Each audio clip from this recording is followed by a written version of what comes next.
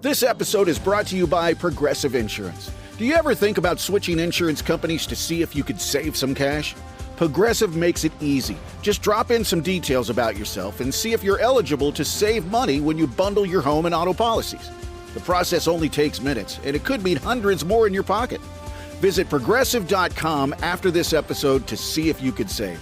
Progressive Casualty Insurance Company and Affiliates. Potential savings will vary. Not available in all states. Barnes and Leslie, we are your Morning X. Crashes around gathering your traffic. We've gathered the money. Someone gets a shot to win $1,000 with the Show Quiz Showdown. Next, ticket window on the way before 8. Get you into The Offspring. Whole lot going on, including Sleaze, brought to you by McDonald's. Archways to Opportunity lets employees achieve their dreams. It helps them achieve their dreams. You want to learn more? Head to McDonald's.com. Tyler Perry accused of sexual harassment by this actor Derek Dixon in The Oval, that show The Oval that is produced by Tyler Perry. This was shocking to me, Barnes, considering that I've never heard one bad thing about Tyler Perry.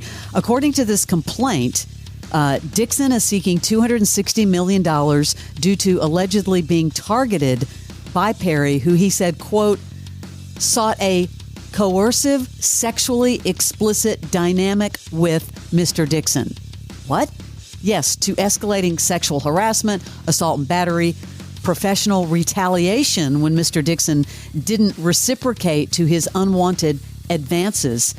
Here is what Tyler Perry's attorney is saying. This is an individual who got close to Tyler Perry for what now appears to be nothing more than setting up a scam.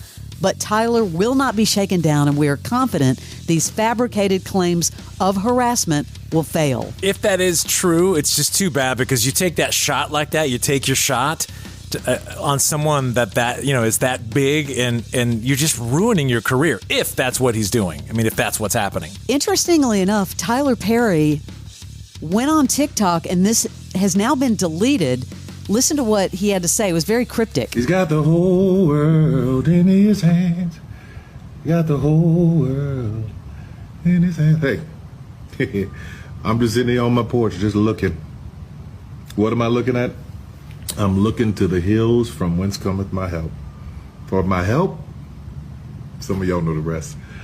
I just wanted to come on and just tell everybody, just be as calm as you can. Well, first of all, have you seen his house? He's sitting on the porch. There is no porch at that house. Maybe it's one of the movie set porches. Yeah, it's more of a veranda. I mean, it's huge. Yeah, that's all very cryptic, and these stories pop up all the time. I guess we shall see. Let's stay in the courtroom. A judge has ruled that Justin Baldoni can obtain Taylor Swift and Blake Lively's messages. Wow, that's a big win for Baldoni. Think about this. What's in those text messages? There has been, however, a protective order has been put in place over any correspondence between Blake and Taylor Swift to prevent leaks to the press. So let's see where that's going to go. But have you seen that, she filed all of these subpoenas against, I guess, a bunch of executives that work for Justin Baldoni's production company? She did this way back in March, but now she's seeking the court for some help enforcing the subpoenas. Yeah. Where's this thing going to go? I mean, it just keeps getting deeper and deeper and deeper. That was big for him. That was a big win. And this Diddy thing also, that may wrap up this week. We go from one to the next, but will one of these just be on court TV, please? Oh, I know. That's just such a sad waste of taxpayers' dollars. You know who's everywhere? Brad Pitt. And I thought this was kind of funny, but apparently he has a new stylist. This person, Taylor McNeil, who's also a stylist for people like Timothy Chalamet, Kendrick Lamar, Lord. Because I don't know if you've been watching his clothing lately, but like blue velvet blazers and yellows and jumpsuits. I'm like, what's happening, Brad Pitt? He came into that movie screening in Austin wearing like this puke yellow pants and shirt with a weird jacket on. He just looks like he's misdressed.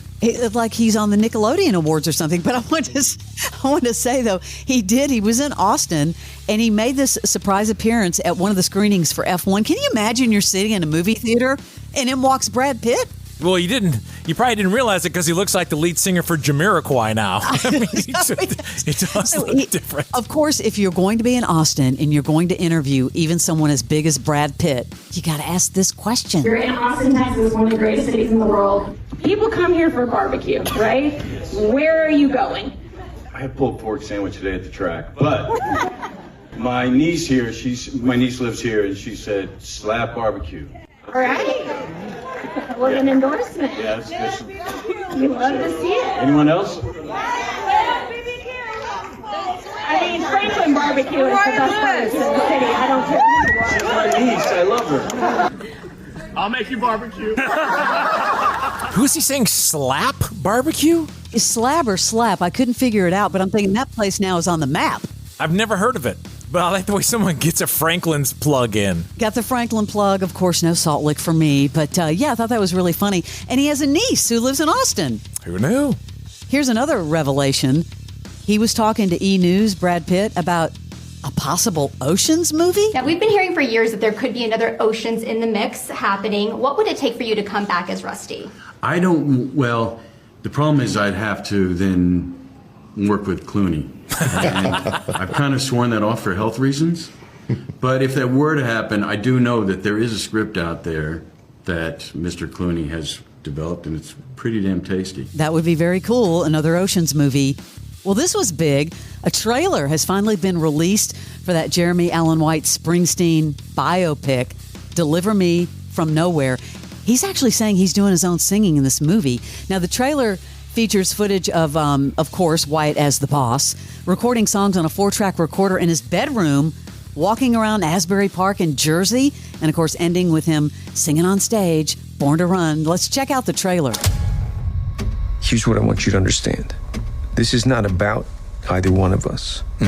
This is not about the charts. This is about Bruce Springsteen. Bruce is a repairman. And what he's doing with this album is he's repairing that hole in his floor. He's repairing that hole in himself.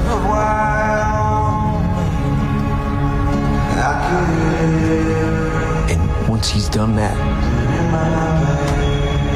he's going to repair the entire world.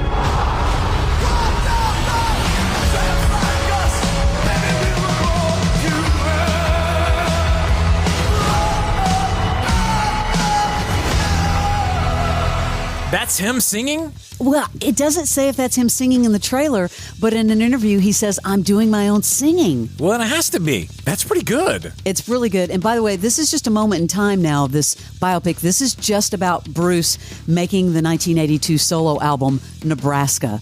I'm actually really looking forward to this. You know who's like the hot guy now? Like everybody's talking about him. Remember, for a second it was Glenn Powell. Now it seems to be Patrick Schwarzenegger. Ever since The White Lotus.